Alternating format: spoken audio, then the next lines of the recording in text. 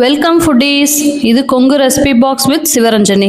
இன்னைக்கு நம்ம பார்க்க போகிற ரெசிபி மோர் குழம்பு. எல்லாருக்கும் மோர் குழம்புனாலே தேங்காய், வெண்டைக்காய், நீர் பூசணிக்காய் தான் ஞாபகம் வரும். ஆனால் இது எதுவுமே இல்லாமல் நம்ம கொங்கு ஸ்டைலில் பார்க்கலாம். வாங்க ரெசிபிக்குள்ளே போகலாங்களா? இந்த மோர் குழம்புக்கு தேவையான 1 கப் புளிப்பில்லாத தயிரை எடுத்துக்கலாம். இந்த தயிரை மிக்சி ஜாரில் மாற்றி தண்ணி சேர்க்காம மோராக அடித்து வச்சுக்கலாம். அடுத்து 3 டேபிள் ஸ்பூன் துவரம்பருப்பு எடுத்து நல்லா கழுவி ஊற வச்சுக்கோங்க 1/2 மணி நேரம். நான் ஏற்கனவே 1/2 மணி நேரம் ஊற வச்சுருக்கேன். நல்லா இந்த மாதிரி மலர்ந்து வந்திருக்குது. அடுத்து சட்டுன்னு ஒரு மசாலா ரெடி பண்ணிடலாங்களா? அதுக்கு ஒரு மிக்சி ஜாரில் 10 சின்ன வெங்காயம், 4 பல் பூண்டு, 1/2 டீஸ்பூன் கொத்தமல்லி, 1 டீஸ்பூன் ஜீரகம், 5 காஞ்ச மிளகாய், 1 கொத்து கருவேப்பிலை, கடைசியாக நம்ம ஊற வச்ச துவரம்பருப்பு எல்லாத்தையும் சேர்த்து நல்லா தண்ணி விட்டு நைஸாக அரைச்சிக்கலாம். நம்ம இப்போ பேஸ்ட் அரைச்சாச்சு. அடுத்து குழம்பு ரெடி பண்ண போகலாங்களா? வாங்க.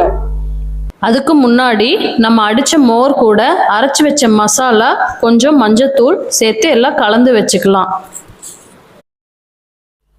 அடுத்து ஒரு கடாயை வச்சுக்கலாம். கடாய் சூடானோன்னு 1 டேபிள் ஸ்பூன் எண்ணெய் விட்டுக்கலாம். எண்ணெய் காஞ்சதும் 1 ஸ்பூன் கடுகு, 1/2 ஸ்பூன் உளுந்து எல்லாம் சேர்த்து கடுகு பொரிஞ்சோன்னே ஒரு 10 பல் சின்ன வெங்காயம் நறுக்கி வச்சிருக்கேன், அதை சேர்த்துக்கலாம். கூடவே 1 கொத்து கருவேப்பிலை, 1 காஞ்ச மிளகாய் எல்லாம் சேர்த்து கரைச்சிக்கலாம். 2 நிமிஷம் வணங்கினதே நம்ம கலந்து வச்ச மோர் மசாலா எல்லாம் ஒன்று ஆட் பண்ணிக்கலாம். இது கைவிடாமல் கிளறிக்குங்க, இல்லைன்னா அடிப்பிடிச்சிடும், மோரும் பிரிஞ்சு வந்துடும். கொஞ்சம் திக்காக இருந்த மாதிரி தெரிஞ்சதுன்னா கொஞ்சமாக தண்ணி ஆட் பண்ணிக்கோங்க. 5 நிமிஷம் கைவிடாமல் கிளறிக்குங்க. பச்சை வாசனை போனோடனே நுரக்கட்ட ஆரம்பிக்கும். இப்போ இதுக்கு தேவையான அளவு உப்பு சேர்த்துக்கலாம்.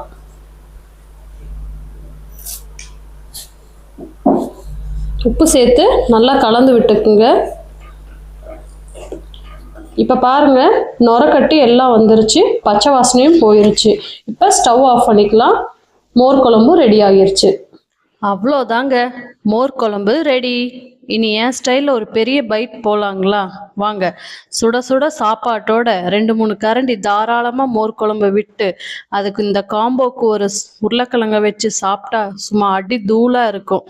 இந்த வீடியோ உங்களுக்கு பிடிச்சிருந்தா லைக் பண்ணுங்கள், ஃப்ரெண்ட்ஸ் அண்ட் ஃபேமிலியோட ஷேர் பண்ணுங்கள், கமெண்ட் பண்ணுங்கள், மறக்காமல் சப்ஸ்கிரைப் பண்ணிவிட்டு பெல் ஐக்கானையும் தட்டிடுங்க. இது Kongu recipe box. Cook with love, eat with happiness.